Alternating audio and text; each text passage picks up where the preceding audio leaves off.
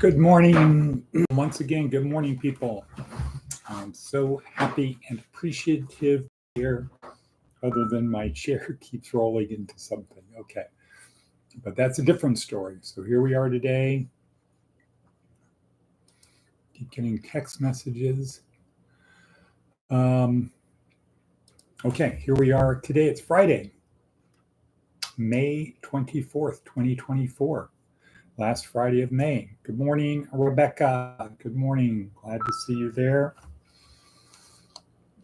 And this is Department of Career Services, where our goal is to help you through your journey of life. And maybe the thing to do is just ponder that for a second. Think about my journey through life. Good morning, Mitch. Good morning, Wadabevi. This is the sign for Wadabevi. Right, we're hanging on by our fingertips, but we won't let go.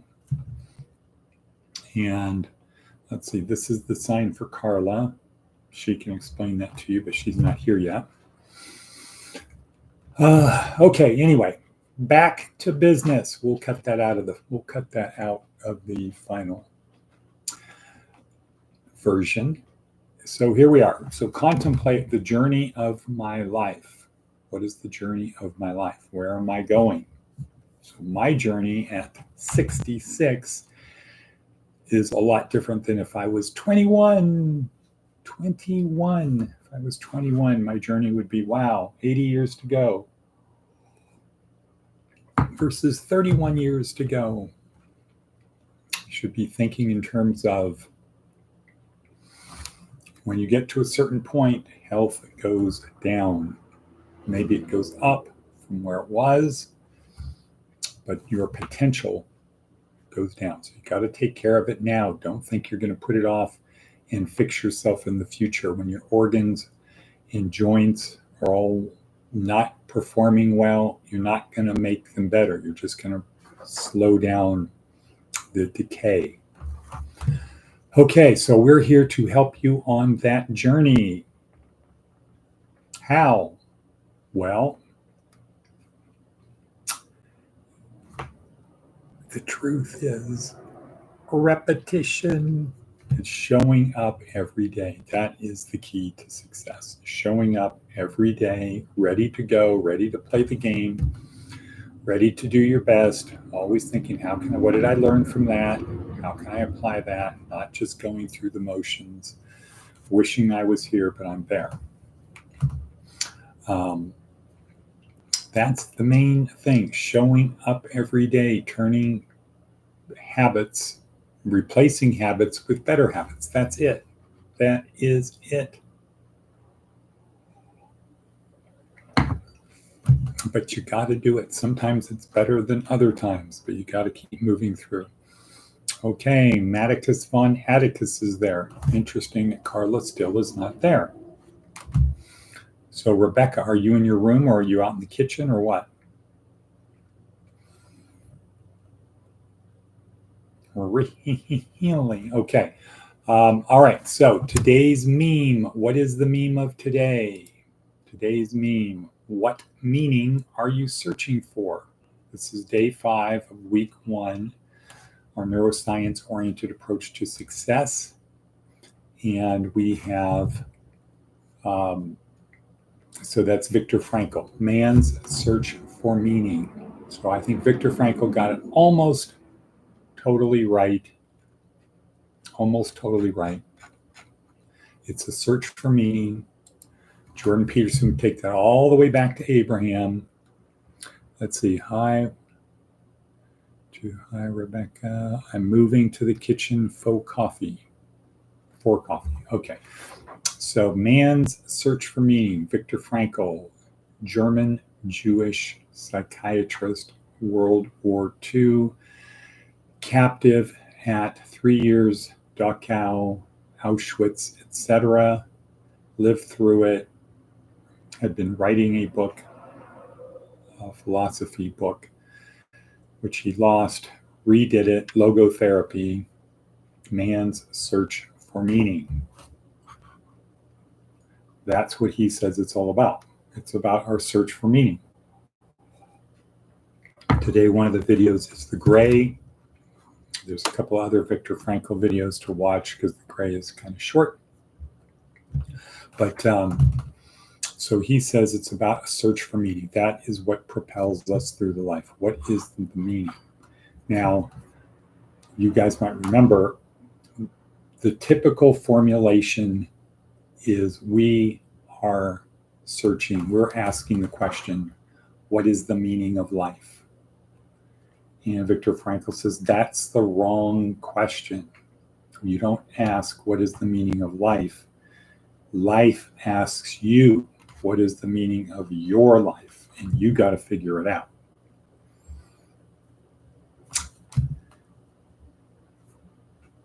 And then we go from there. So, but it's a thing of a search for meaning. So I said in the beginning, Viktor Frankl got it. I think he got it almost right. What he got wrong was, as a Jew, he did not consider that Jesus could have been who he said he was, i.e. the Creator incarnate. So Viktor Frankl did not include the teachings of Jesus, the commandments of Jesus. Love God with all your heart and mind and soul. Love one another as I have loved you. And then he didn't do what the Christian church did in the beginning, where it started as a Jewish thing, very different, and over the centuries became a Roman thing, very different thought. So the thing we talked about yesterday was the soul. Where is your soul? And in today's Christianity, we have a soul that is separate from the body. We do have a soul. But at the time of Jesus and with Jesus, there was no soul. It was a resurrection of the body. You were one. And that was a problem. John 1:14, when for the Jews, and the Word became man.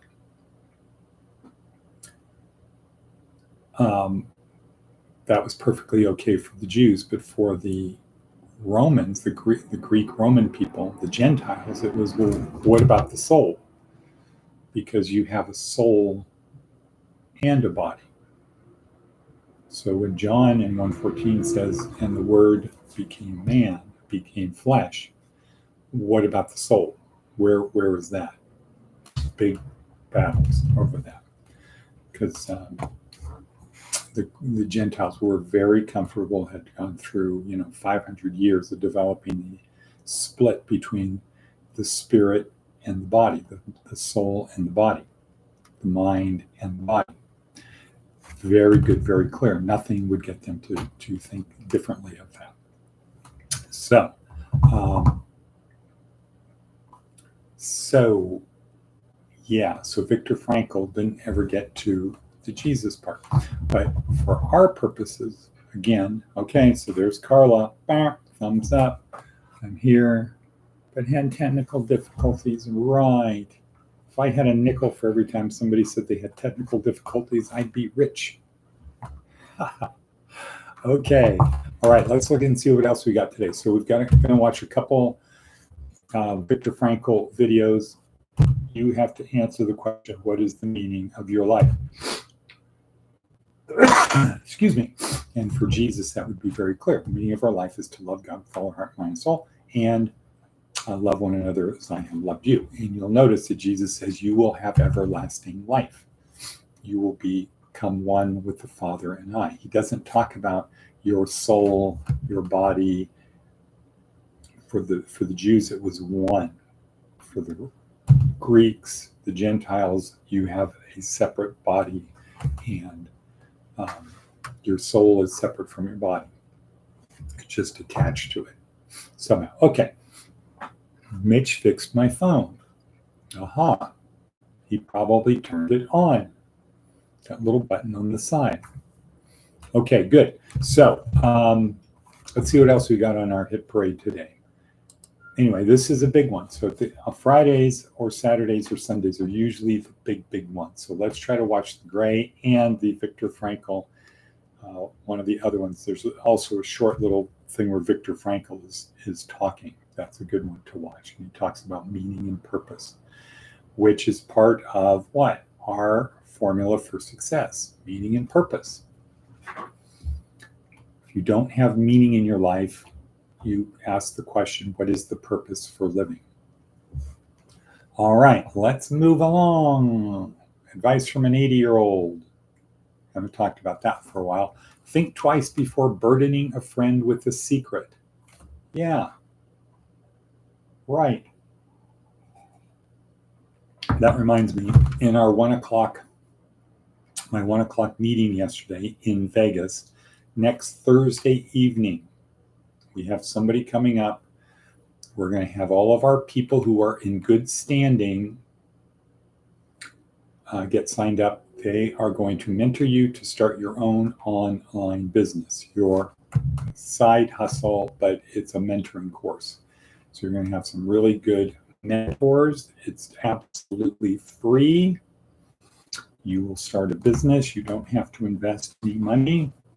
But like any business, you have to invest your time. But think of it as learning, earning, yearning. So we've got people coming up to help.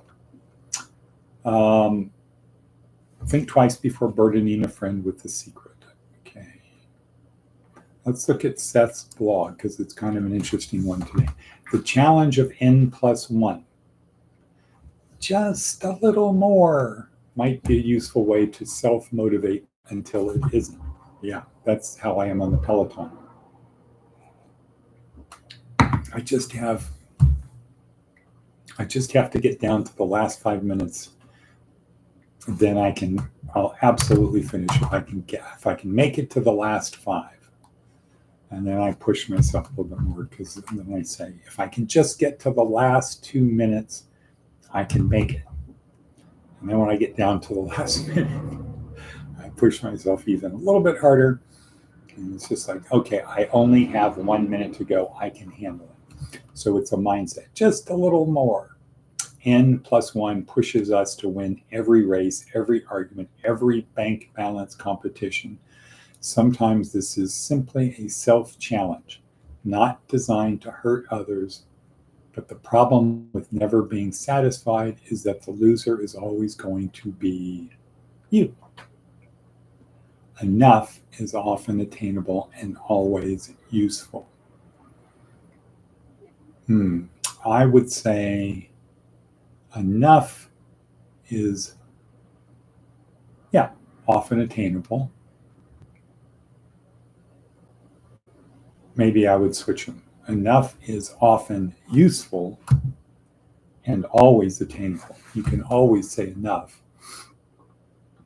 And it's often useful to say enough. Okay, enough. Tap out. Okay, once again, Seth Godin. We are not worthy. How's everyone else doing out there on the home on the range? How lucky you guys are. Wow. Normie, I'm a child. Mitch fixed my phone. Woohoo. Okay, people. Yeah. I wonder if when I'm in graduate school, if our students were posting comments like that, what the professor would think. Guys, okay, maybe we need to do just a little chat session where people can just chat with one another. I mean, after all, why talk to one another when we can just chat, right? On our phones. We're in the same room. We're 2 doors down. Okay, cool. So this isn't a put down. Everybody don't get offended. Don't get offended.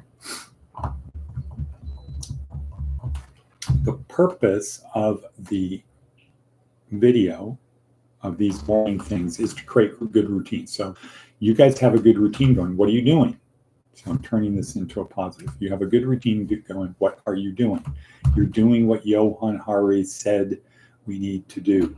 The opposite of addiction is connection, right? We're connecting. All of us getting up early in the morning. Oh, okay. Bonk. I'll do a math. Boom. I'm gonna punch myself in the face. So that's good. So I want to turn this into a positive. Thing is that we're doing that's good is repetition, right? Opposite of addiction is connection, getting up early in the morning, chatting with one another. We're a sense of a community. We're a tribe. We're building a tribe, right? All of us doing this. It's our little special thing we get to do in the morning. We want to get more people out there, etc. Create a good routine, taking habits and replacing them with better habits. So what was the prior habit? Maybe being asleep, maybe dragging yourself out of bed, maybe making a cup of coffee, whatever. So we have a better habit now, which is showing up for this morning, little chat time where we can talk about stuff and maybe learn something along the way. Yeah, that's okay. So we, meaning me, just talked through that, but in your brains, you were having a conversation too, right? So I'd say something, you would respond as if we're having an actual conversation. And I think we worked through that. So the chatting stuff is good. Chatting stuff is good. It's a routine. Now the question is Matt, who met the woman briefly yesterday, does Matt want to have a side business?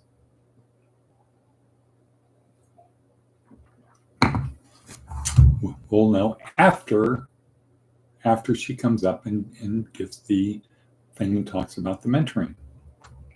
And the thing is, remember, there is the online store business that she's going to introduce you to, but she's going to teach you how to do business.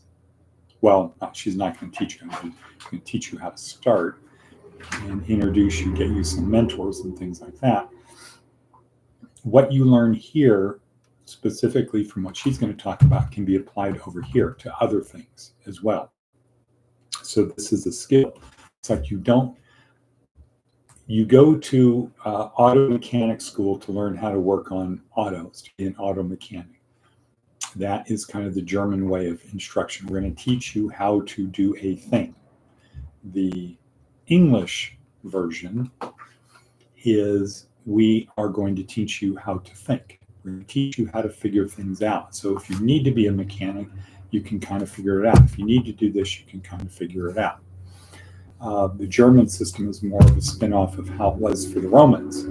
So whatever your dad was is what you were going to be. So if you were a kid, you'd go to school in the morning, learning to read, write, all of that, reading, writing, and arithmetic. You come home, you have lunch, and then you go work for your dad. You learn to be a cobbler or a pot maker or, whatever, baker. Or if your dad was a senator, you go down and you hang out with the other kids in the Senate and you learn to lead. That was the Roman system. So you got to be a specialist at a thing. And every generation would be better, right? And if you're growing, the population's growing, you need more of those things. So you train more people and the system works. The English system is we're going to teach you how to think so you could do things that don't exist today. Because if everybody's making clay pots and they come up with metal, nobody knows how to do the metal. So you have to start training people to do the metal. Well, if we know how to think, we can easily do that. So the woman coming up Thursday evening from 7 to about 8:30 to teach people about starting their own business and give everybody the opportunity to do it. And we highly advise that you take her up on that opportunity.